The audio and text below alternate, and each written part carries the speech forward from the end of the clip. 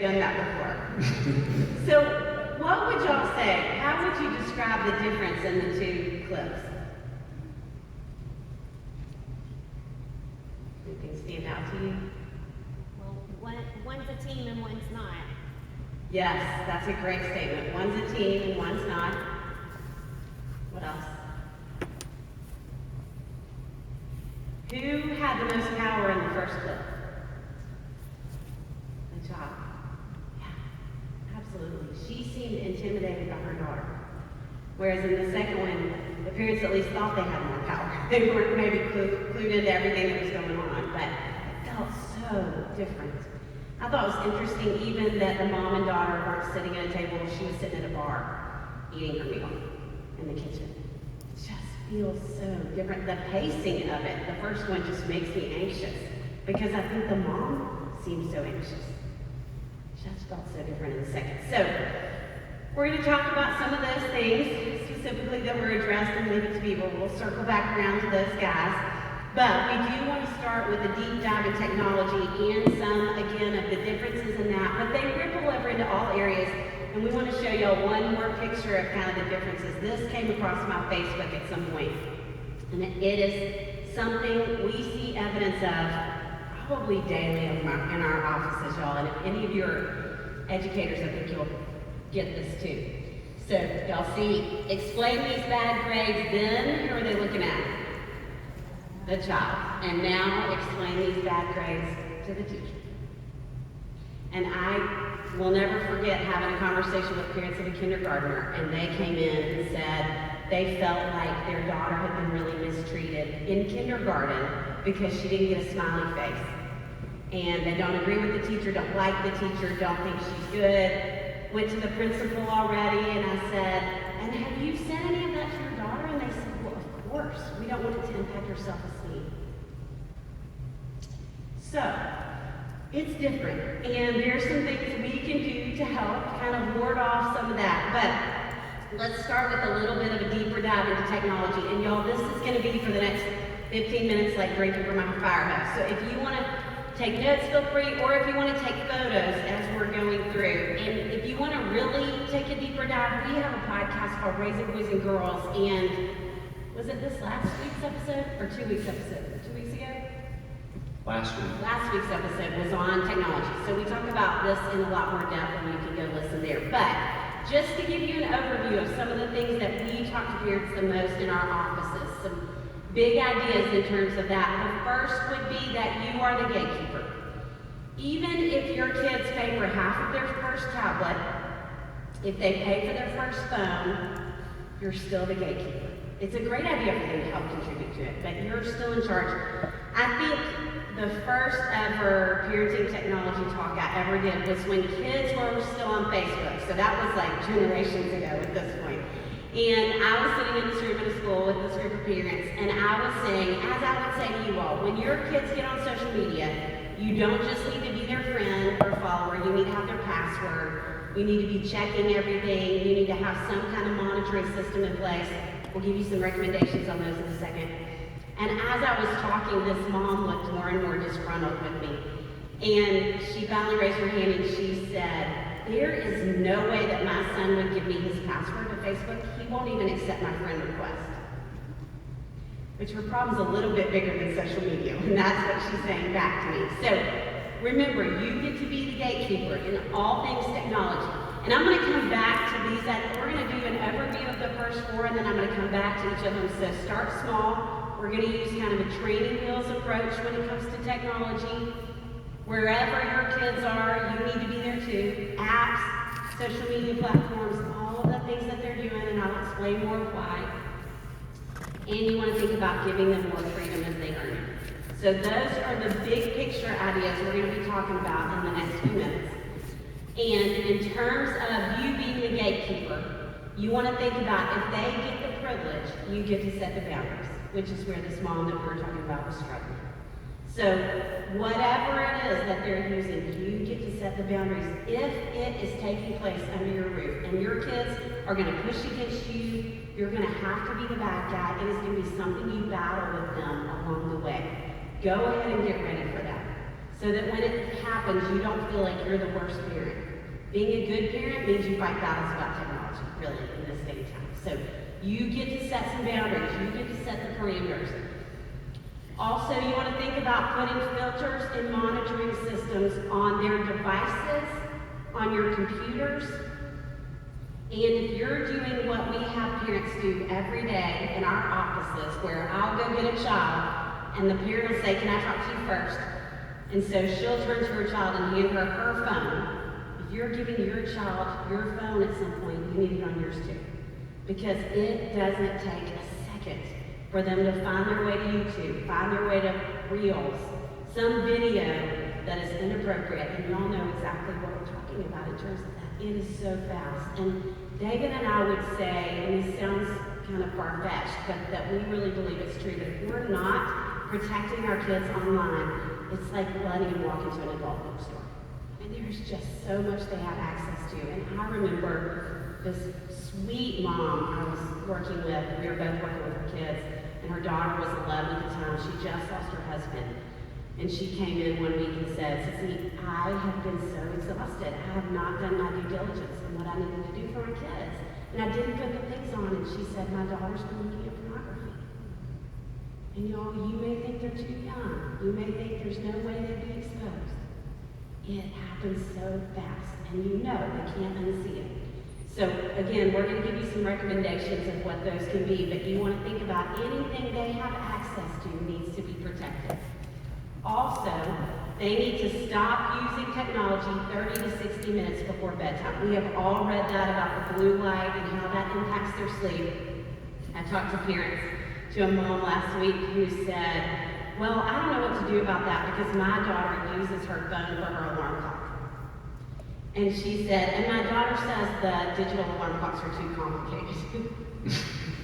There are a lot of really great alarm clocks you can buy that aren't super complicated, and they're not even very expensive. So don't fall for that. Also, don't fall for the whole, "But my phone is how I read my Bible, and so I need to keep it by my bed." No. They're really beautiful leather-bound Bibles. There's so many versions that you can get them. They're going to be really smart, and they're going to use every tactic they can think of to manipulate you in these ways. They don't need their phone or their tablet or bedroom. Really, none of them do. And in light of that, we recommend having a central plug-in station in your bedroom. Not in the hall, not in the kitchen, and probably again because I work with girls who are so darn sneaky. I hear so many stories of they creep out of their room and go into the hall and get the phone and take it back to the room with them, all of those things. It is great for them to have to plug it in your bedroom. You may be a heavy sleeper, you may never wake up, but at least it's an added level of accountability for them. So, central plug-in station is really important. Did y'all get that? Do you need to go back? Anybody for photos? Okay. Okay. So, start small. That would be the next idea. That whole training wheels approach. Whenever we speak anywhere, we have parents who say, "What's the magic age for kids to have their first cell phone? What's the magic age for them to have their first Instagram account or whatever social media? When should they be on TikTok?" We get those questions all the time. Y'all, we don't feel like there's a magic age, but we have a few formula things that we would suggest. The first is you want to appear in a community. So you want a group of like-minded folks that you decide together, we're going to give them their first tablet. We're going to give them their first email account. We're going to go ahead and take the plunge and let them get on Instagram. So that when your child says, "I'm the only one," because your child is going to say those very words at some point, you can say, "Well, that's funny because I talked to Tommy's mom yesterday and Billy's mom the day before, and they're not doing it either." You just have the automatic backup. And you're going to need a lot of backup in parenting technology. So think about parenting in community through this whole journey with them. Also, we would say you don't want to be the first. They don't need to be the first child to have every technological advancement. Because if your kids are the first to have everything, how are they often going to be perceived? Snobbish. Fast isn't really a word we use anymore, but y'all know what I mean by that. Cutting edge. You just don't want your kids to be known for being cutting edge on anything. Because that cutting edge gets scarier and scarier and scarier as they grow up. Also, though, we would say you don't want to be the last, because if you're the last parent to have everything, your kids are going to be the ones who sneak and find their way to it. We have parents who say, well, we picked this one thing. We're not doing social media until 16, or we're going to do that whole wait until 8th movement that started out of Austin. That's like your whole school bands together and your people who, their kids don't get smartphones till 8th grade, which is awesome. You can pick one hill to die on, but don't die on every hill, because your kids will push against you in light of that. So you don't want to be the first, you don't want to be the last. What we really recommend is being the next to last. You're still being really conservative, really moderate in your approach, but you're really not the last one. So, I mean, seriously, pay attention to when all the kids start to have an Instagram account. And if you feel like, okay, I think we're the last 2 or 3 holdouts, then maybe it's time to go ahead and jump in there. And we talk to parents often who say, we're just not doing it. We're not going to do it. And again, I work more with girls. David does with boys. Girls, the way they communicate. They're not calling, they're not even texting anymore. They're messaging on Instagram, mostly they're Snapchat. That's how they're communicating. And so when we say we're not doing it, we're really hindering them socially. We're keeping them from being able to communicate with other kids, which really isn't helpful for them. So next to last, for sure, but just be aware this is kind of a necessary evil in their lives. There's some great things that come out of it too, but you don't want to be the first or the last. American Academy of Pediatrics says none for children under the age of 18 months, and then they say under 6, 1 hour a day.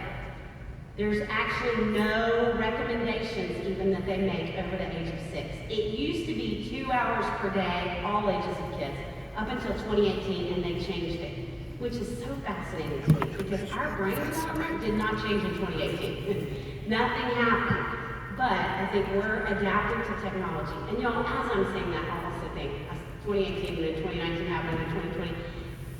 If there's anything that we are talking to parents today about that they feel a lot of shame around, is technology. And so we're going to give you all these guidelines, but we want you to know there's a whole lot of grace to it this season, because they're home more than usual. Things are not normal. And so there's so much grace regarding all this. But what research says, and this is so much lower than I think we think of, that 1 to 5 hours per week make the happiest children and teenagers. Per week. Now that's not academic related media use. That is totally just screens for entertainment. That's a great conversation to have with your kids. If you feel like, you know what, the train left the station and we are not in a good place with technology in our house, blame it on us. We're always happy for you to blame anything on us. Let us be the bad guys. I heard these people speak today, and this is what they said. What do you think about that? How many hours a week do you think you're using your tablet or your cell phone? What would be a good compromise? And see if you can get them to agree to back it up some. Because even just moving back a little will likely really help. The next idea would be that wherever your kids are, you need to be there too. And y'all, just case in point, how many of y'all heard of at some point along the way the game Five Nights at Freddy's? Does anybody remember that? I saw a couple people nod. So it was the game at one point in time that we were hearing more kids talk about than any other game in our offices. And so what we do when we're starting to hear about a lot in our work with kids is we try and learn more about the game, or we watch the show. I recently watched Outer Banks, which was not very fun for me. And so we just try and understand whatever it is that they're doing. And so I started to do some research about Five Nights at Freddy's. And the deal with this game was, it was basically, do y'all have a Chuck E. Cheese here? You know what I'm talking about, Chuck E. Cheese that has those creepy animatronic thingies? Yeah, so Five Nights at Freddy's, if you were playing it, you were the night watchman at this Chuck E. Cheese equivalent pizza place. And you're sitting looking at your screen, and these animatronics get up and they walk around the restaurant and they jump out at you. It's called jump scare tactics in games. And so they were jumping out, and it was creepy. But the really creepy thing was there was Freddy, who was this Yucky Bear, but then there was Nightmare Freddy, who I could not look at the image for more than about 5 seconds myself. It freaked me out. Then there was Ducky and Nightmare Ducky. And what you didn't know about these characters until you really did some research is that there are these newspapers strewn all around the floor of this pizza place that tells the story of these characters. And the story is that before they worked for Chuck E. Cheese, they lived on this wharf in their town. And they wandered around the wharf until 5 children mysteriously disappeared. And the nightmare versions of these characters had murdered the children and stuffed them in their bodies. And so they had blood and mucus coming out of their mouths. This was the game more elementary age kids were playing than any other game. They were learning about it from each other on the school bus all the time. We had at one point 3 kids at Daystar just specifically for anxiety over Five Nights at Freddy's. And y'all, we would have never ever known that, ever, unless we did some research. And so we really do need to, whatever they're playing, we need to play it. Whatever they're downloading, we need to download it and check it out. Because there are a whole lot of apps that we don't even know have a social media component. And we hear parents weekly say, I didn't know that, and somebody got on there, and all of a sudden my child was having a conversation with someone who was supposed to be their age. So we've got to do our homework. We've got to be wherever they are. So download Game Snaps yourself first. Also, you want to link your email to their account, and there's a setting where you can disable their ability to delete things. And I say that because I have a whole lot of girls who either aren't allowed to use Snapchat or have it taken away for a time period, and they sneak their way to it, and then they anticipate when the parent's going to ask for their phone, they delete it right back off the tablet or the phone or whatever it is. So you want to make sure you have those settings in place. Also to know the default on most apps, when your child downloads an app or a game, the default is not private. And so you need to go into that and check and see if it is set to private or not.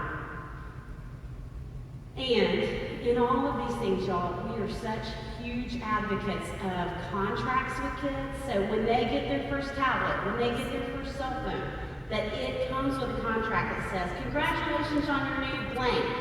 Here are the requirements for keeping it. Here are the consequences if you misuse it. You sign it, they sign it, and they know at the outset what's going to happen when they don't handle it well. So contracts and conversations. And y'all, if you just Google technology contract, there are a million things that come up online.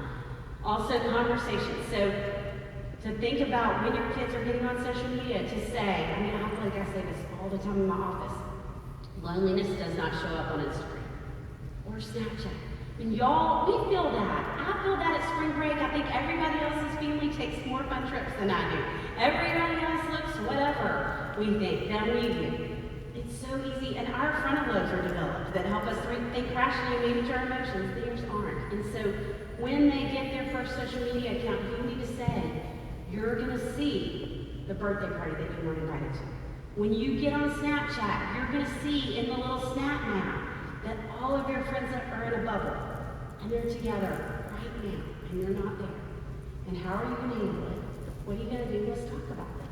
And I want you to come to me when that happens, and let's talk about it then too. We need to be talking about these things. We need to be a really safe place for kids when it comes to technology, especially because if they get in trouble, they need to feel like they can come to us. And we want to give them more freedom as they earn it. And y'all, David and I talk about a lot of different topics in a lot of different places, always. My least favorite thing to talk about is technology. I just hate it because most people look like y'all. They just look panicked the whole time. We're talking about it, and so I just dread it every time. And I had a full hour that I had to talk about technology to the Sunday school class once, and there was this man in the back of the room, and I could tell I was yanking his chain the whole time. He was not happy with anything I was saying. And I was trying to really be gentle and say, the deal is that you want to let the rope out gradually with your kids. You want to give them more freedom as they earn it. And so we got to the question and answer time, and this guy shot his hand up so fast. and they took the microphone over to him. I should have known I was in trouble already. And he stood up and he said, I want to say that when my son was graduating from high school, when we were on his way to his high school graduation, was the first time I let him get on the internet on his phone, and the first time I let him send a photo from his phone. And then he decided to get a little louder, and he said, if your child is on the internet, go home and shut it down. And he thought we didn't hear him. So he was like, if your child is on the internet, and he was screaming, go home and shut it down. I didn't even know what to do. I just said, can I pray for us when I send them home? And I don't know if y'all are like me, but I thought, that poor kid went from May sitting in his bedroom with no freedom at all when it comes to technology to 3 months later sitting in his dorm room and he could go anywhere in the world. He could see anything in the world. Your kids are going to mess up when it comes to technology. They're going to mess up in a lot of things, but they're going to mess up with technology. You want them to mess up when they're living under your roof. When you have time to talk it through with them, work it through with them, give them consequences. All of those things so that you're gradually letting out the rope and teaching them to use technology responsibly. That's what our job is to do with kids. So giving them more freedom as they earn it. When you're thinking about giving them, I think, particularly social media, to take into account your child's maturity level, their online responsibility thus far. So if one of them is clamoring for whatever it is, a cell phone, we had somebody ask us this week, if they're clamoring for that, and it's your least responsible child, give them really specific goals. You can get a cell phone when we see that you are taking the trash out every week, when you're actually helping with the dog, whatever your top 3 things are that they need to be doing to earn their way there. And you want to think about their emotional health. Because if you have a child who really is anxious, who's going through a pretty severe bout of that, or depression, you might want to hold off for a little bit longer with them. So we want to take all of those into account. Also, we want to pay attention to age requirements. What do you all know is the usual age requirement for most social media platforms? 13 or 14. Yes. Yes. And we all know kids a lot younger than that are getting on it. So again, we just want to have conversations about that. Be aware of that. What do you feel comfortable with? What do you feel comfortable even representing to your kids?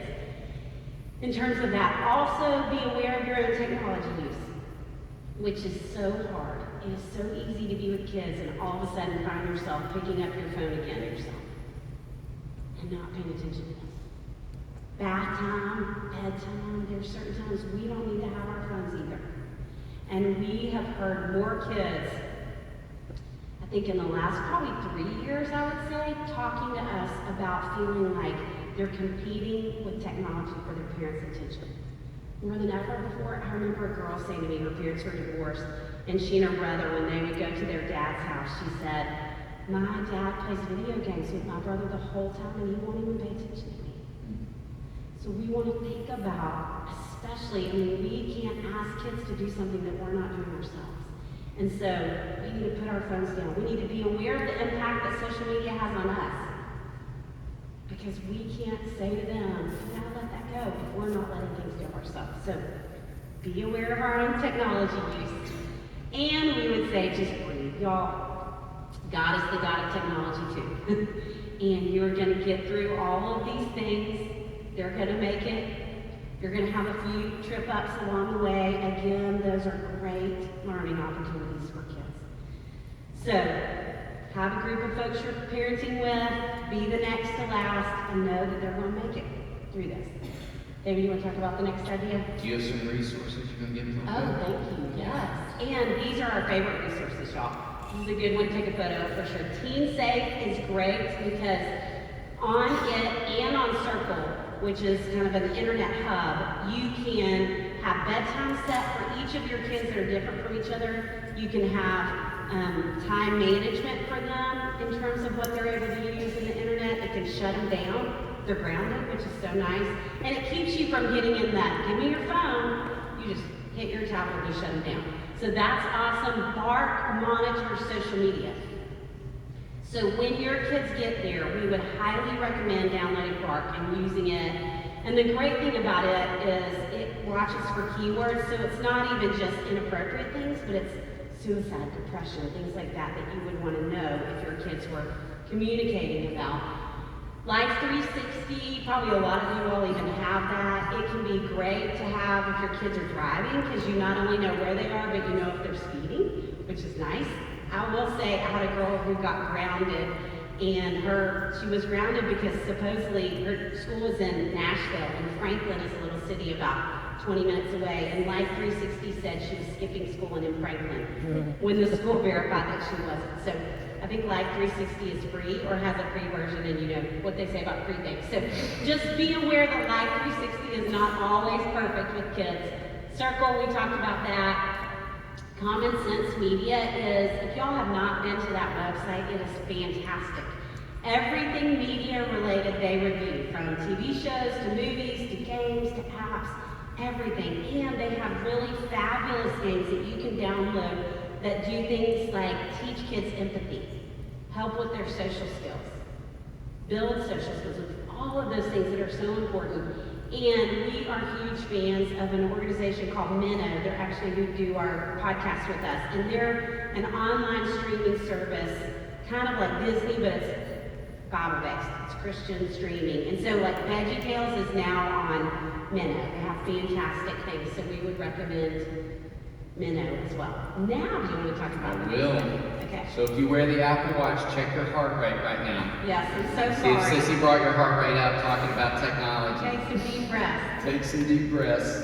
I was thinking about bridging the space between technology and entitlement that we're about to talk about, and I had a conversation with some parents recently. They have an 8 and 10-year-old son, and they use the Circle platform to sync all their devices, so it just shuts down technology at certain points, and they're trying to rule out a lot of arguments. And the boys were going to spend time with their grandparents and had talked their grandparents into letting them bring their gaming system with them. And so the mom was kind of pushing back against her dad and said, "Dad, it's a lot of arguments when it's time to turn it off." And he's like, I got this. And so sure enough, day one, the boys started to push back, and the grandfather said, "It's time to turn the gaming system off." And the 10-year-old son looked at his grandfather and said, "We don't have to turn it off at home unless Circle tells us to." Grandfather said, "We don't have Circle here." So the next day, they get their screen time. He again argues, "We don't have to turn it off until Circle tells us to." So the grandfather went down to the basement, flipped the breaker, and yelled up, "Circle said it's time for all devices off." He said, "I'm old school Circle, is what I am." And that introduces this next idea we want to talk a little bit about, which is entitlement. And I don't think we need to spend much of any time having conversation around, do we think kids are more vulnerable to being entitled? I want to spend a few minutes just talking about how do we go to battle against that in this day and age with kids and adolescents that we love. So I want to talk about 4 ingredients, practical things you could be doing to push against this. The first is helping kids differentiate between needs and wants. And you all heard, those of you who are with us this morning heard us talk about the importance of helping kids develop an emotional vocabulary and anchoring to accurate words, like not going straight to "I'm depressed" if the true word is just "I'm sad." And the same is true here. We're guilty, every one of us, grown-ups and kids, of swapping out words when we're not even aware. I'm starving when we're not starving, we're just hungry. And flipping between needs and wants. I actually can be the worst in my household. We live within walking distance of Jenny's Ice Cream. Do you all have Jenny's Ice Cream here? Well, consider it a gift. You don't want to be near this place. It's so good. And it's not helpful that I could walk there. And so I say often, like, I need Jenny's Ice Cream. My wife's like, you don't ever need it again. You want it all the time, but you don't need it. We can flip-flop these terms. Something that is a problem or a hassle, we'll say is a crisis. So pay very close attention first to the language we're using with kids, and then helping them make these differentiations as well. Second is to let them participate in fundraising and gift giving. So there is an overwhelming amount of research that continues to support what we all know to be true, that, in case you're wondering, it is highly beneficial for kids to have chores. We keep researching this one over and over, and it keeps confirming over and over. It's good for all kids to have chores. And even little kids who are very young, if you can walk, you can pick up toys. Young kids can empty the bottom level of the dishwasher. They can scoop food into the dog's bowl or pour water. Be thinking about all the possibilities of ways that kids can contribute to a family. Now, there are different schools of thought around linking allowance to chores. You can make whatever decision you want to make in that space. We would simply challenge you to think about some opportunity, whether it's allowance or whether it's you keep a running list on the refrigerator of extra jobs kids could do to earn money. Some opportunity for kids to earn money.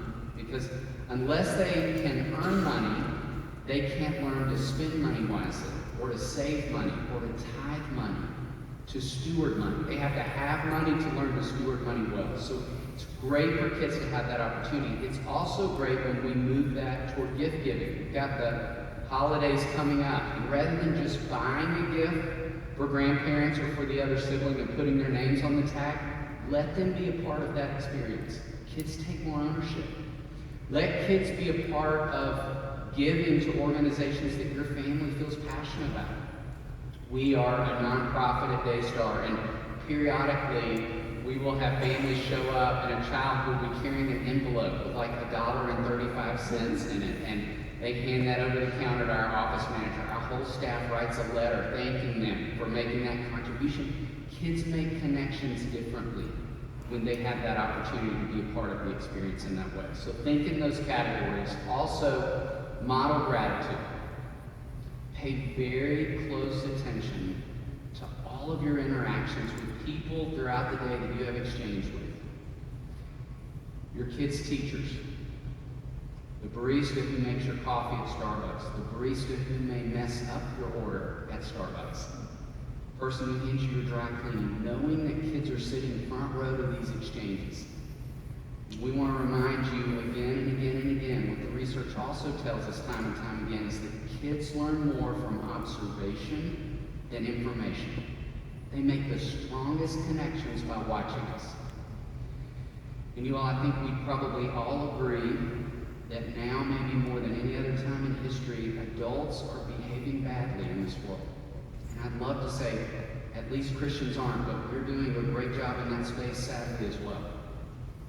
And I would say in the past 6 months to a year, I've never seen as much evidence of that on display. In fact, recently I did an assessment with a family, and this young man, 8 years of age, came to Daystar because he was going off the rails with regularity, emotionally, which had had these epic meltdowns consistently. I met with the boy and his mom and assigned them to one of my colleagues at Daystar. And I was coming down the stairs, my office is on the second floor, coming down the stairs, the hallway, and I could hear his mother in our two-story house yelling at my office manager because she couldn't get an after-school appointment time she wanted. I could hear her coming all the way down the hall.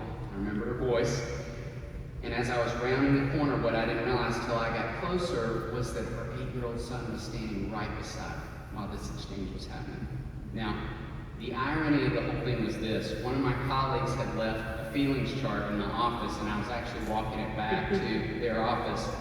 And a lot of the work that Sissy and I do, obviously, is helping kids learn to regulate their emotions. And on occasion, I accidentally help grown-ups do that too. And in that moment, I just kicked right into gear. I walked into the office, and she was yelling, and I said, "No, no, no, no, no!" I mean, it was my strongest voice at that point. And I slid the feelings chart toward her, and I looked at her son, and I said, "Your mom is feeling really frustrated right now. She's going to figure out how to do some breathing, and then she's going to call back to our office and talk to our office manager about the appointment." And I was looking at her at that point as if to say, that is your only option right now. And you all, 2 weeks later, I was in the Dallas airport. There was a man with his young daughter berating the gate agent. And let's remind ourselves, gate agents are not in control of the FAA, are they? They aren't. Knowing that kids are sitting front row to all of these exchanges. I think sometimes thinking about social media, about things that kids are eventually going to go back and get to read that their parents wrote in all caps online at some point along the way. Kids learn more from observation and information. Hold on to that. Pay close attention to all of your exchanges, that we are modeling so much gratitude. That poor date agent who looked like they were almost in tears, I wanted to hug, but I know I shouldn't do that in COVID, and I just was like, you are doing an amazing job. I cannot imagine what it's like to deal with human beings right now at this point in the world. So let's model a lot of gratitude. And lastly, teach the art of reciprocity. And reciprocity is one of the social milestones that we talk about in our book, Are My Kids on Track? It's the back and forth of relationship. It's the give and take of relationship. It's figuring out that every healthy conversation involves some listening and talking, asking questions and answering questions both. That is simply harder for some kids. And in my household growing up, we've been trying to practice a lot of reciprocity, and from early on, I was saying to my kids at the dinner table, okay, ask your mom a question about her day, because I want to remind my kids, your mother is someone besides this amazing human who does a lot of cooking and laundry and driving to school and all the things that moms do in an amazing way.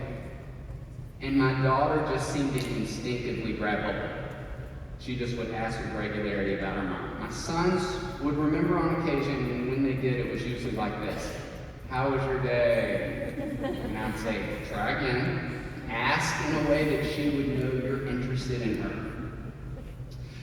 And one of my sons seemed to pick up with it a little bit earlier, one dragged behind, and one day my wife was a teacher.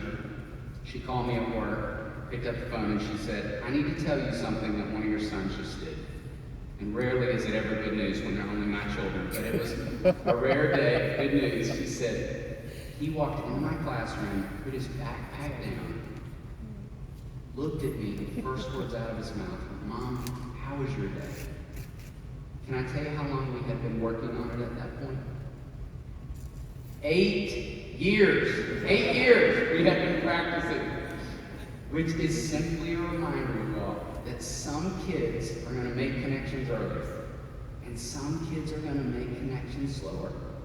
And we stay in the practice of these things, even when it looks like the connections aren't happening immediately. You want to talk about another And you one? can start really young. I have a almost 3-year-old nephew named Henry, and his parents are already teaching him to say, how was your day? He never listens for the answer. He always moves on to, I saw the next couple here today, or whatever it is. But you can start so early with them, which is awesome. So let's talk about respect. How many of y'all have trouble with respect from time to time in your house? I guess it's a lot of you. So a few practical things we would say about respect and disrespect. The first would be that you want to teach it. And y'all, you want to teach it inside and outside the home. You want to stay consistent, which can be really tough. I had kind of a fascinating experience not too long ago.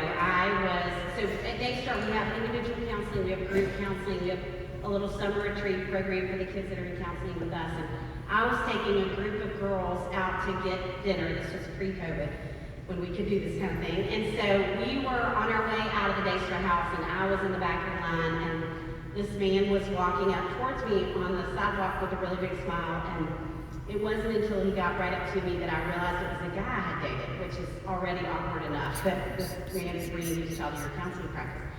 So I was trying to move on from the conversation kind of quickly, and he said, Sissy, I really want to introduce you to my son. We'll say his name is Josh. And he said, Josh, come back, I want you to meet my friend Sissy. And Josh glanced back at me and kept walking. And this guy said, Josh, you heard me, come back here and introduce yourself to Sissy. And Josh looked back and said, whatever. And he kept walking into the Daystar house and shut the door. And this guy said, what you gonna do? And I wanted to say, you're going to go get him, and you're going to bring him back until he shakes my hand and looks me in the face and speaks to me. But obviously I get how that was awkward on a lot of levels for my ex-boyfriend. So that happens, y'all. It happens in the grocery store. You are trying to get out as fast as you possibly can because you're just humiliated at the fit that they are throwing in this moment. They need you to be consistent. Every other person at the grocery store has experienced that. If they know a child, if they raise a child, they will be grateful for you pressing in and handling it there. So stay consistent, because y'all know that intermittent reinforcement that we all learned about in psychology, it just doesn't work. They need you to be consistent with them. So inside and outside the home, we also want to help kids find expressive words because they don't know often the words to use when they're angry, and so they just yell. Or we have kids who come to Daystar that growl regularly. They just are going to say, I don't want to do that. And there's a way to teach them to say what they feel, but with respect. And we love sentences like, why don't you try that again? That didn't work that way. Try again. And that we stay calm in the moment, which is going to help them regulate their emotion. And or you can say, I can tell you're really frustrated right now. How would you like to say that differently? Help them find words, like he did with that mom in the Daystar house. That's a great example. Give short, incremental consequences when they're not being respectful. We love those kind of consequences that build on themselves, and we also love warnings because what happens often, a child gets really disrespectful, they lose their temper, and then we say, okay, go to timeout, give me your tablet, I need your cell phone. And when we do that, what we're really hoping is that next time they'll think, oh, last time I did that, I got in trouble, I don't want to do that again. How often does that really work in the moment? Not much. And when we're giving them consequences after the fact, what we're really doing is regulating them. Whereas when we give them some kind of warning, we're giving them an opportunity to regulate themselves. Try again. We talk all the time about a stoplight system with kids. Green light, yellow light. We say yellow light and they have an opportunity to go run outside or do something from a healthy, preventative way to process their emotions. And then if they keep going, that's when we give a consequence. Okay, if they didn't already run, then one of our favorite consequences is having kids run a lap up and down the driveway. Or having them run a lap around the house. Okay, you just earned a lap. Bummer, now we're at 2 laps. Okay, that's 3. Now, I would not recommend giving a child a lap or requiring them to do something if they're going to say, not doing it. Because you know, if you give a consequence, you need to be able to enforce it. And so for that child, it's more like, okay, let me have your tablet for 30 minutes. Now I need it for an hour. Okay, we're at an hour and a half. Where they're seeing cause and effect. It's not just that you're some strict parent. They're making it worse for themselves. And so hopefully they'll get it and stop along the way and rein it back in next time. That's giving them an opportunity to regulate themselves. Now, we also want to say, you may have the child who you say, okay, now you're at an hour and a half for your tablet, and they say, whatever, I don't care. There's something about that child's personality that has to win. When they say, I don't care, David and I will tell you from being behind them with closed doors, they're lying. They care. They have to win. That personality type has to win in that moment. And so the only way they can retaliate against you is to say, I don't care. It's to say something to get back at you. Don't fall for it. Give the consequence. If that just lights you up, then walk away from it. Because you won by giving them the consequence. That's why they're coming back at you. So, short incremental consequences. Also, you want to think about earning it. Earning their respect. And in that, what we really mean is you want to be fair. And y'all, David and I talk about this all the time with parents. That we feel like every parent has one child that pushes their buttons more than any of the other kids. And it's typically the oldest child of your same gender, or it's the one who's most like you. And so with that kid, it is easier to stay on them, to ride them more than you intend to. It's sometimes harder to be fair when we're not even aware of it. So we just want to step back a little bit, especially with that one, and be aware of being fair, being trustworthy, keeping your word. If you say you're not going to tell another parent something that your kids have told you, or another, not your spouse, but an outside parent, being reliable. If you're late every single time you pick them up, anywhere they go, sometimes that's not keeping your word either, that we think about those kind of things. We're wanting them to be respectful. We've got to be respectful of them. Being a good listener, where we hear them, and we would say being conservative with your history. I don't know if any of you ever drank before you were 21. You do not have to tell us. Certainly don't need to tell us if you had sex before you got married. But your kids don't need to know either. And there may be a time when they're teenagers that they say, well, did you have sex before you got married? Or did you ever use drugs? They're not asking to learn about your history. They're asking for license in that moment. And I will never forget a girl saying to me, well, my dad did drugs when he was in high school and he sure turned out fine. The only time it helps to reveal that information is if they're just dashed on the rocks, miserable, broken, repentant. They feel like they're the only ones who have ever made that mistake.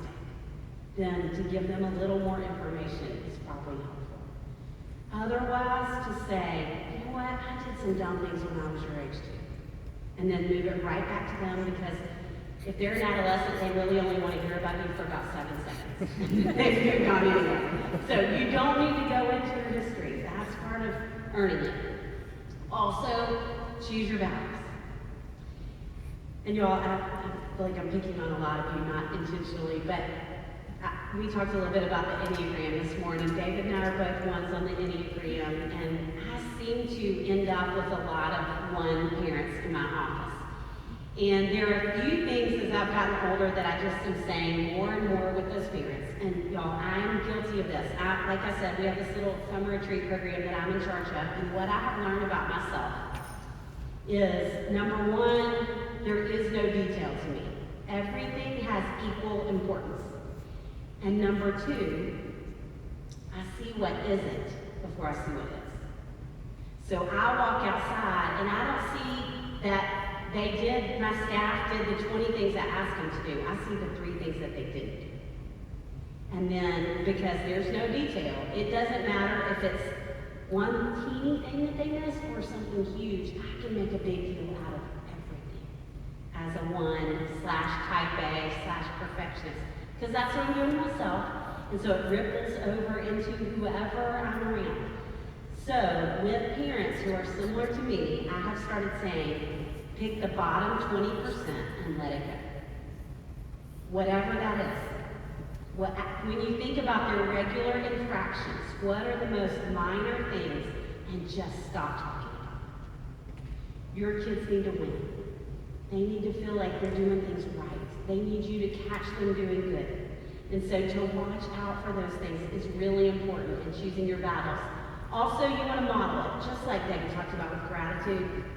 We want to do the same with respect. We were speaking at a church a long time ago, and this mother said, okay, y'all talk about all that thing about teaching kids manners and binding their eyes and speaking to people, and she said, I don't really care if my child speaks to the person who's checking us out at the grocery store, but I sure want her to speak to my friends.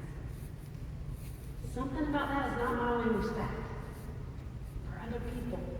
They learn more, just like he said, from observation and information.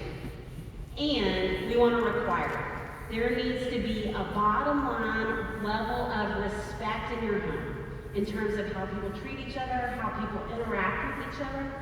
And in that, a few specific things. One is, we would say you want to make certain words taboo. I don't really think any child should be able to say, I hate you. I think that should have an immediate consequence. As should the word stupid. I don't think kids should be able to call each other stupid. That should have an immediate consequence. And the word that. Probably because I work so much with girls, and you all, girls develop eating disorders from the simplest of things.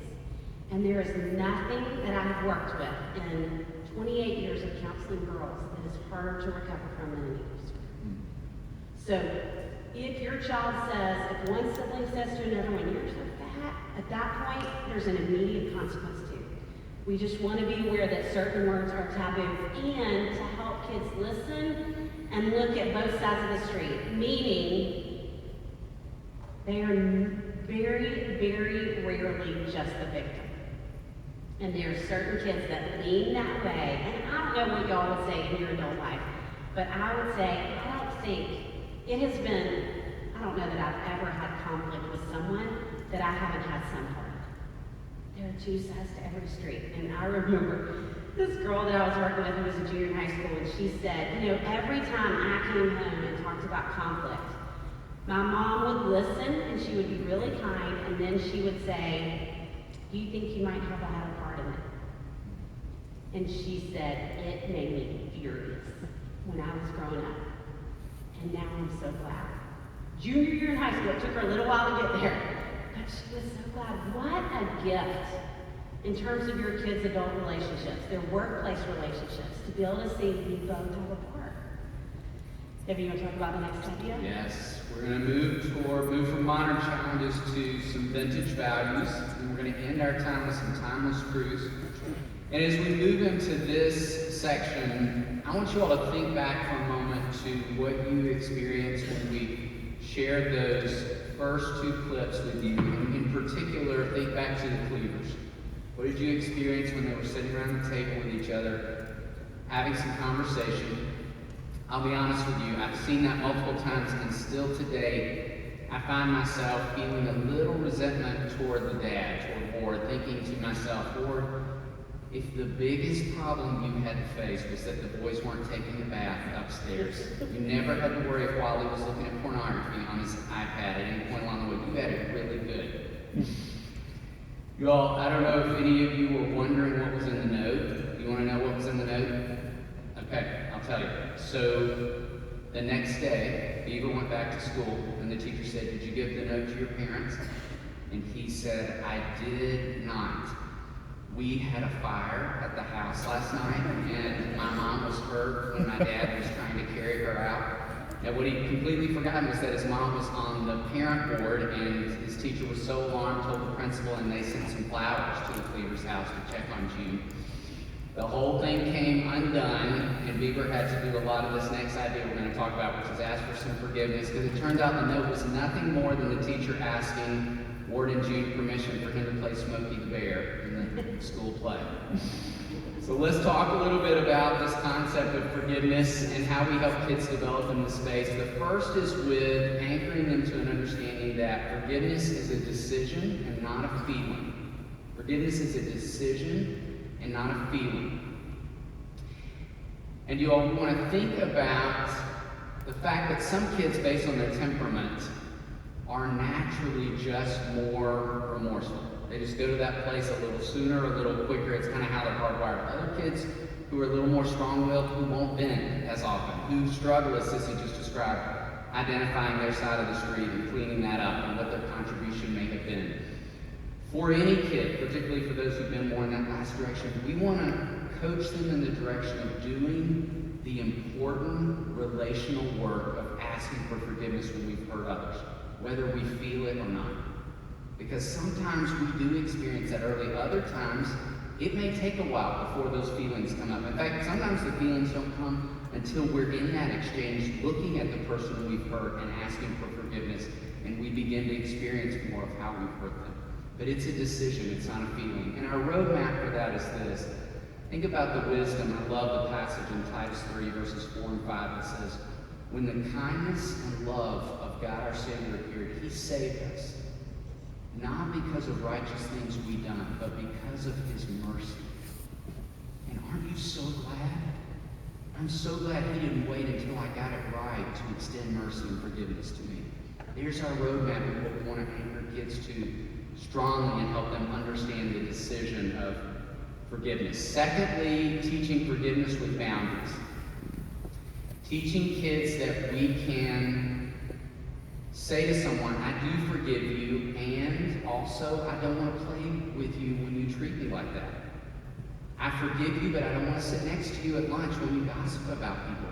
That it's okay to extend forgiveness and also to set boundaries. Those don't have to be mutually exclusive. And I would argue, particularly in the South, with our daughters, maybe in particular, we struggle more to do this well.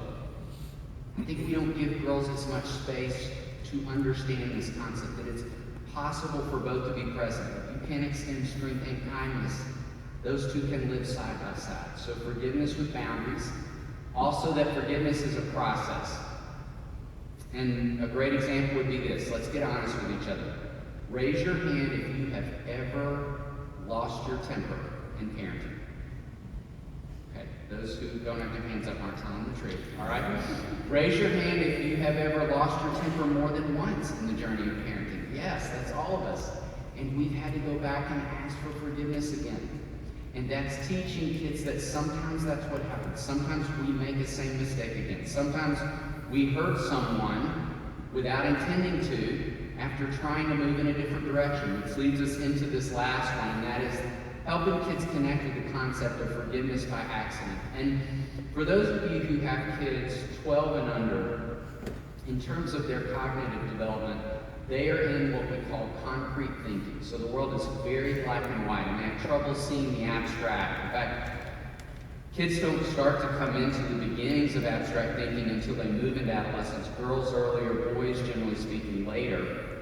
And so for kids pre-12, they really don't understand well this concept of I could hurt someone even when I didn't mean to, and I still need to apologize. A great example would be, I have a little 6-year-old guy I was meeting with years ago, and you all know we work with therapy dogs in our practice, and I have this yellow lab, his name is Owen, and this little boy loves my dog. And so I was walking down into the waiting room to get him, and I had my dog with me.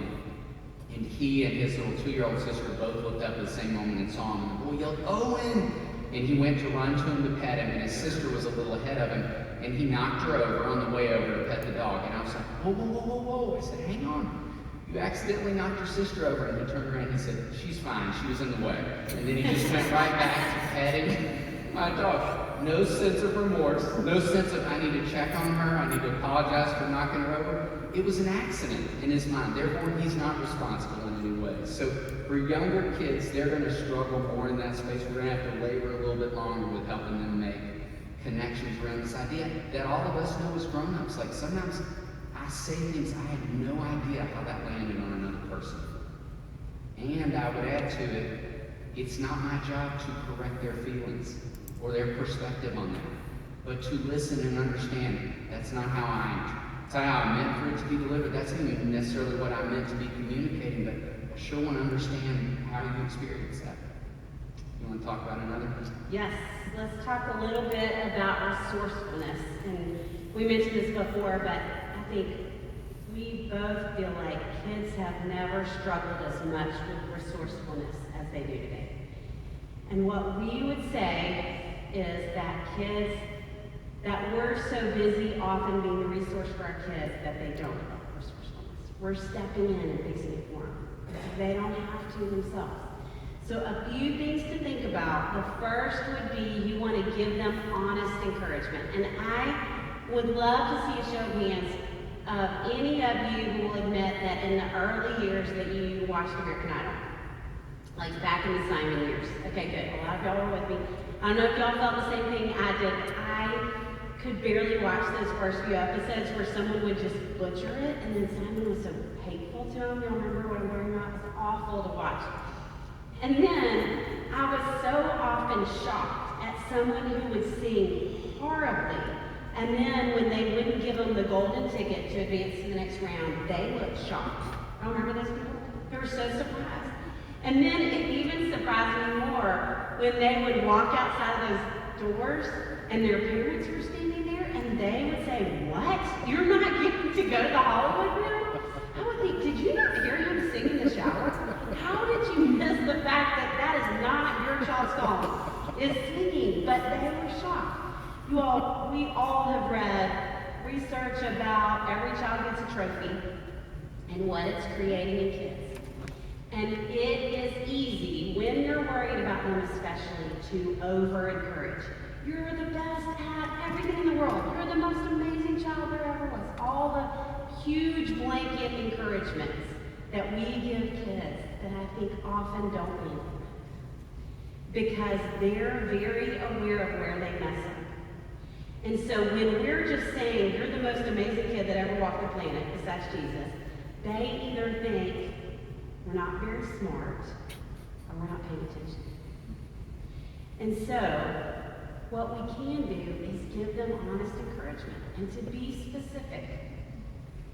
It's okay that you're not the best basketball player, but you are so kind to your little sister.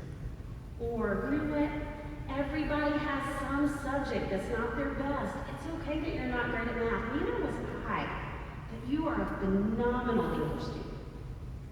To speak to the truth of where they struggle and where their strengths are. It helps them know we're paying attention, that we're cheering them on, that we're not judging them for their mistakes, because we sure all make them.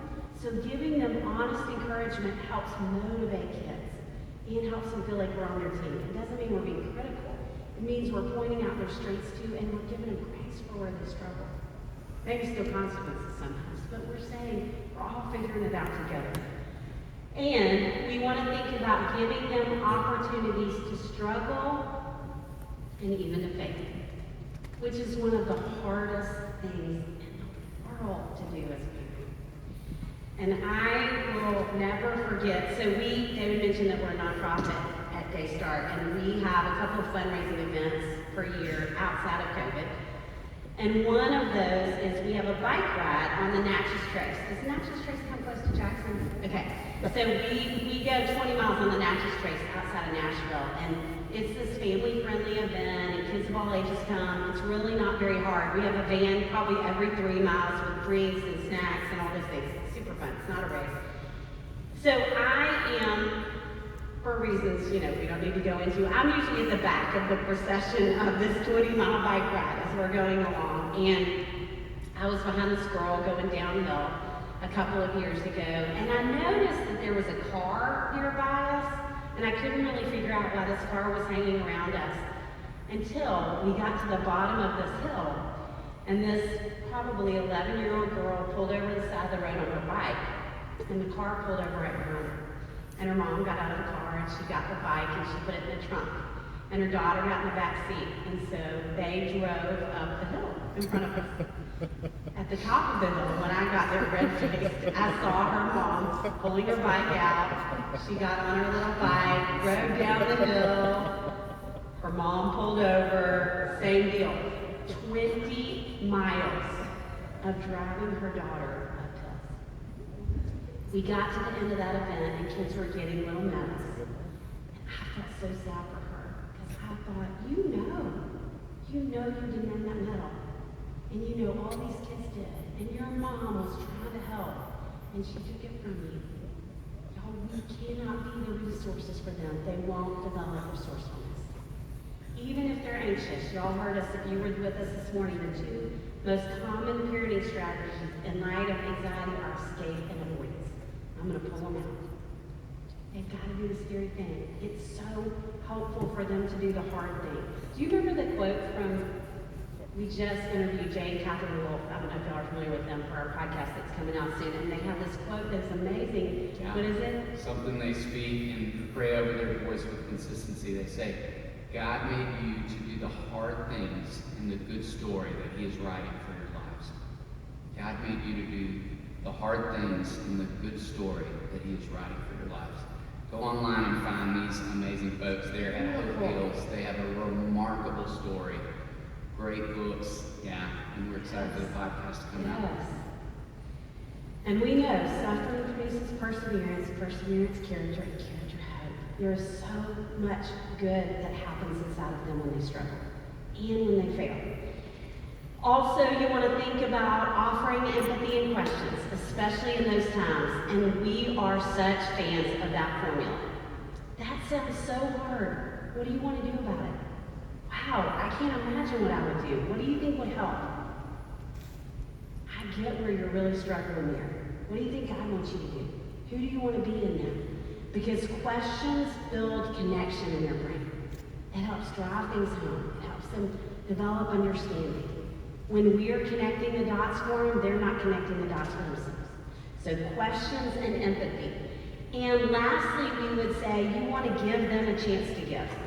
And there's so much research about how really giving and making a difference to someone else builds confidence in kids. It creates resourcefulness too, for them to see, I can make a difference to somebody else. I can have impact. So we feel like every family needs to have some places you give together, whether it's you're going to build a Habitat house, you're going to soup kitchens sometime soon. You're going on a mission trip together if we're allowed to, if there's a place that we can go. Or this fall, you're going and y'all have leaves that fall down in Jackson? Are we too warm for leaves that fall? That you're going and raking somebody's yard for them that's suffering from COVID. You know, whatever it is that we're getting out and we're giving kids the opportunity to make a difference to somebody else. About the last mental Yes, value. we're gonna talk about responsibility, and then Sissy's gonna talk about some timeless truths. And as I think about even bridging the space between resourcefulness and responsibility, I was thinking about reading years ago a psychologist who said when we stand in the way of kids making a mistake, we could actually be injuring their character. I thought that was such an interesting, thought-provoking way of thinking about our role of doing sometimes too much stepping in, too much supporting, too much grabbing the bike before the uphills. That I want you to continue to think about even as we think about building more responsibility into kids. The first idea would be to use charts, visuals, and consequences. We'll talk about that sequence of events. We believe that kids are primarily experiential learners. They learn best by going through the motions, as we talked about there. I think the other way that they often learn well is through visual prompts. We probably spend, I talk a lot about those of you who are parenting boys, I think with boys in particular, but I think this can be true with girls. We spend way too much of their lives talking at them and talking to them, and very little of that landing on them. So we want to figure out ways we can move away from so much verbiage, so much prompting, so much nagging, so much reminding, and move toward other tools and resources. So when we create charts for kids, whether it's a chore chart on the refrigerator, or think about the age-old saying that there's an app for everything, there is even a chore app. There are multiple chore apps out there where you could download something on your tablet, and when kids complete their chores, they come to you and they check that on the tablet. There's a visual tool. If you were to have come to my house while my kids were growing up in the younger years, you would have found a note card in every room where they exist, my boys especially. And I tried to get down to as few words as possible. So like rather than even just saying make your bed, it would just say bed, dirty clothes, like the 3 things they're responsible for in each room. If you would have gone in the bathroom they used, there were 3 words. Guess what they were? Flush. I know, isn't that amazing? That little silver handle that you get every time you go to the bathroom. Can't remember to do that one, so yes, we need a visual reminder there. Flush, brush, and our last one was actually shampoo, which is a little different than some people's, but my boys were pretty great about remembering to get in the tub or the shower, but rarely could remember to wash their hair. Well, one of my favorite memories is they had been saving their money and they pooled their money to buy this big Lego project, and I took them to Target and they got to spend their money, and they were so excited. Came home and my wife said, take your shower first and then you can start it. And I ran upstairs, and one of my sons came running downstairs and said, Mom, I took my shower and I remember to wash my hair. And she said, I can tell. All the shampoo is still in it right now. She went back upstairs and forgot to rinse. So whatever your words need to be, they could be prompts where you can say things like, check the card, check the chart, check the app, whatever it may be. So we're moving out of all that constant nagging, reminding, prompting, redirecting that we're doing a lot of verbally. And then when they don't, we're not going to move into lecture and nagging more at that point, but we're just going to move toward consequences, whatever those may be, for not completing chores, for not following through with whatever it is that they were responsible for. The second idea would be to start young. You heard me say a little earlier, as soon as kids can walk, they can pick up toys. In fact, you all, thinking about your kids, whatever age they may be right now, we want to ask you to think about 2 questions as you think about building responsibility. The first question is this: what's something you are currently doing that they could be doing for themselves? What's something you're currently doing that your kids, whatever age they may be, could be doing for themselves? Second question, what's something they could almost do that you're doing for them? And what would it look like to take even just a baby step back? Remembering that, as we said, kids who can walk can help unload the bottom level of the dishwasher. Elementary age kids can put chips into a Ziploc baggie and make a peanut butter and jelly sandwich. Adolescents can do laundry and should be practicing in that space. Kids of all ages can put clean clothes in drawers, even if it's done messily. Think about all the things that you may be doing that they could be doing or almost doing, and and what it would look like to move in that direction to set the stage more for responsibility. And then the last idea we throw out is that work is vital. You've heard us talk about chores, you've heard us talk about stewarding money. We would also add to that list that in our ideal world, by the time a kid graduated from high school, they had had at least one part-time job. Even if it's babysitting, lawn service, car washing business, whatever it may be, some opportunity to work under other authority and to get feedback. That is of great importance, and where I think kids do a lot of growing and developing. And I think about a young man I saw a few years ago, and he was 15 at the time, and he got his first part-time job in the summer at Chick-fil-A. He was making some great money, he was loving that, saving toward a car. School started, and he said to his parents, I'd love to still work a day or two in the afternoons during the school week, and then maybe a Saturday from time to time. His parents said, if you can keep your grades up, that's great, we're fine with that.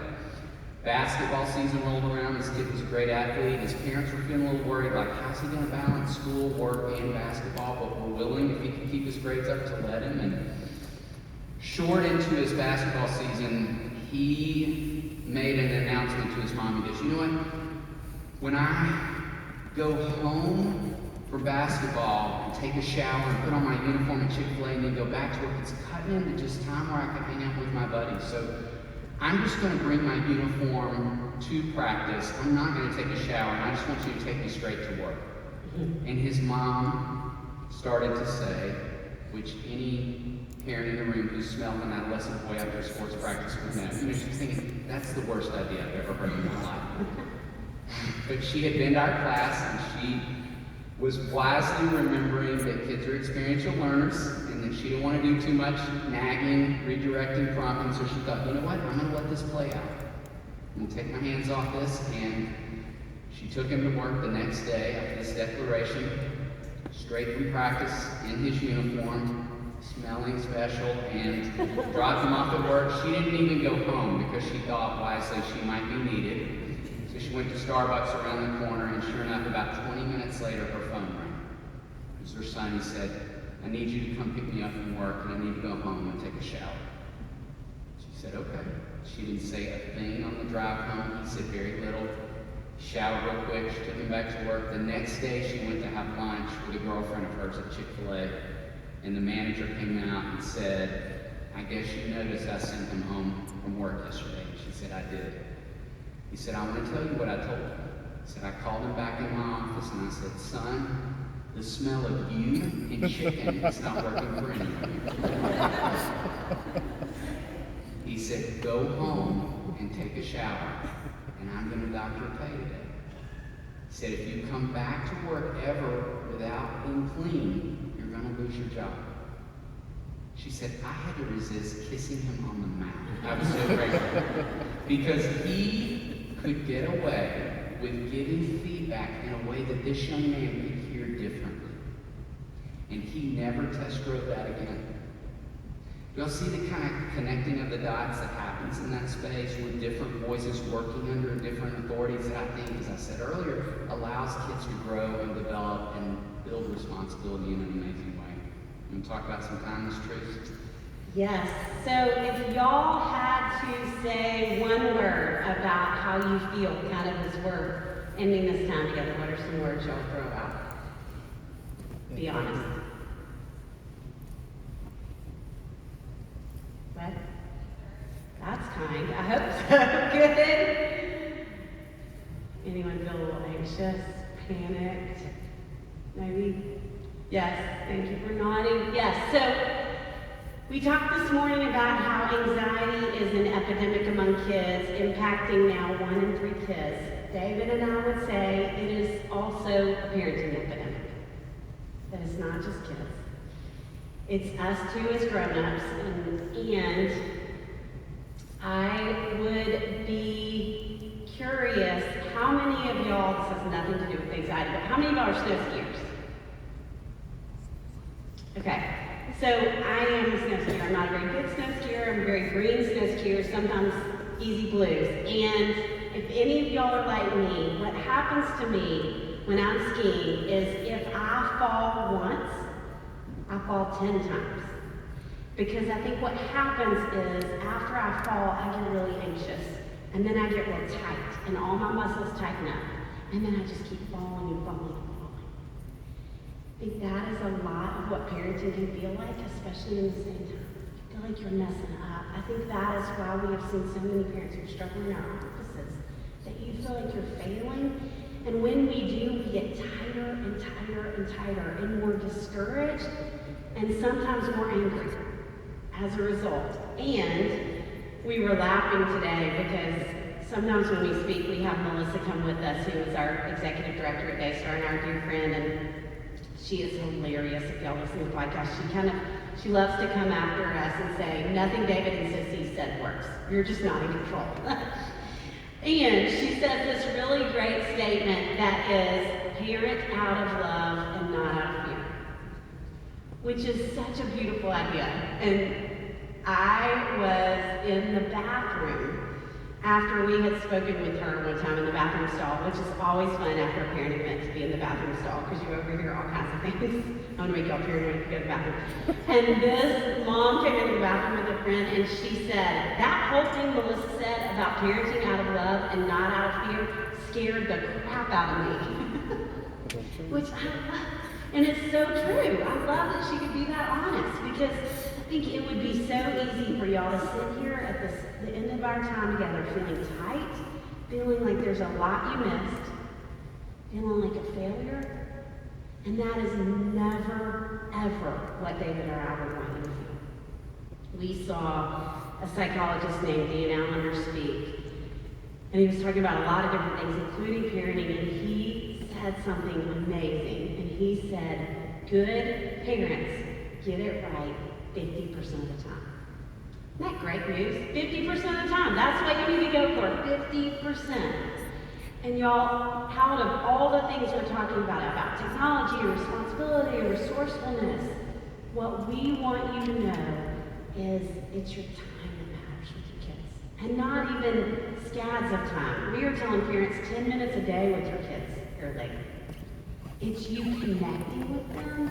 It's you enjoying them. Being face-to-face without gadgets. Playing with your kids. Y'all, they are struggling. They need play. They need lightheartedness. They need connection. Those are the things that we remember, too, from our parents. When we think about memories, those are the happy memories is the way that we go back to. And so I have kind of a funny family story, and I was an only child till I was 16, and then my parents got pregnant and had a little girl, and my mom would have said that my first response when they told me they were pregnant was, I didn't know y'all did that anymore at 16. And so there's just the two of us, my sister and me, and we, in December before the pandemic started, we lost our mom.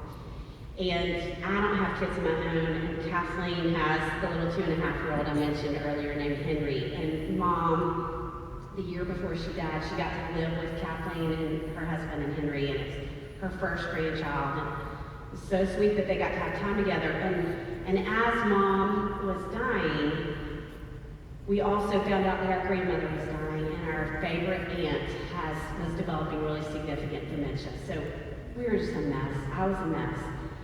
And I remember so vividly, there was a night that Mom and I were babysitting Henry, and Kathleen and Aaron had gone out to dinner, and we were sitting talking, and I just was feeling the weight of what was coming, and being Kathleen's much, much older sister. Sorry, it still makes me teary to talk about it.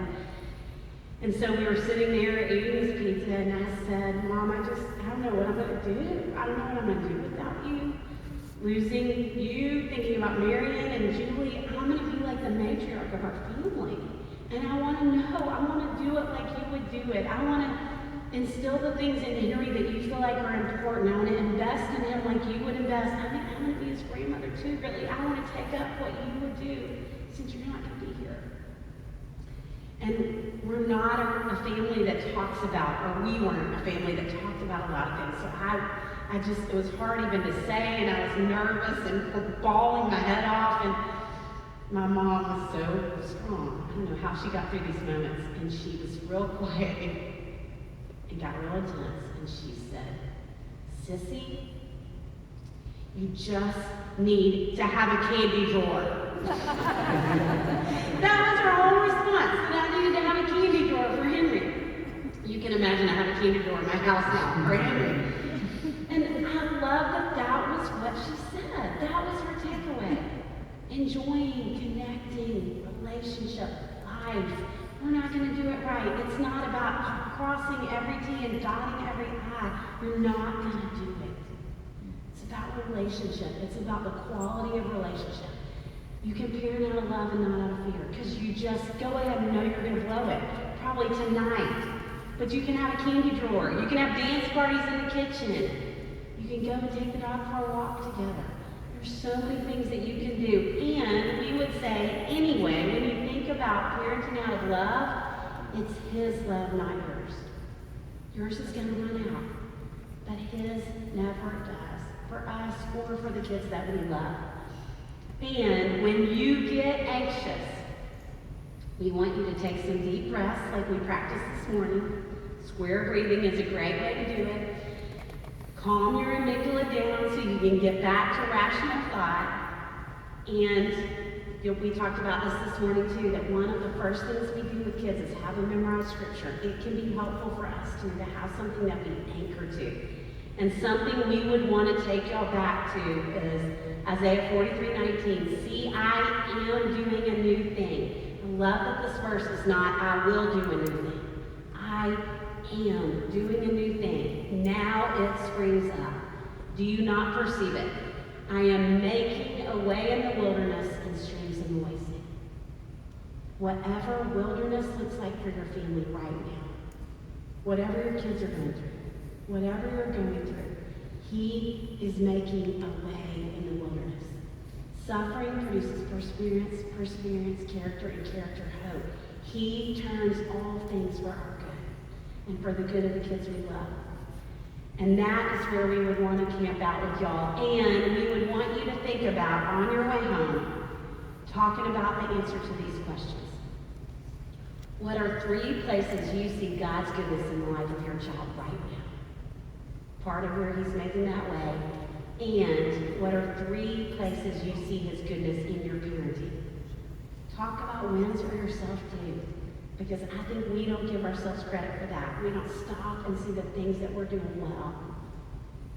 You all, just the fact that you would carve out this afternoon in the midst of a million games, a million practices, so many things that are going on means you're intentional parents, means you're trying hard, you're doing a great job, and more than anything else, that's what we would want you to hear us say.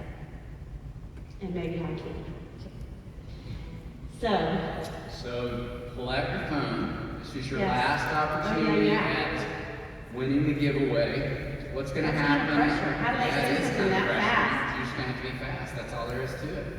Bruce is going to be coming up to give you all some final instructions today. I want to pray over you, and then we want to do a big time giveaway. We could, all right? Pray with me. Father, thank you for the gift of being in this space with these dear folks, looking out at their faces, and there is such evidence of intentionality, of a lot of love for the kids and adolescents that brought them here.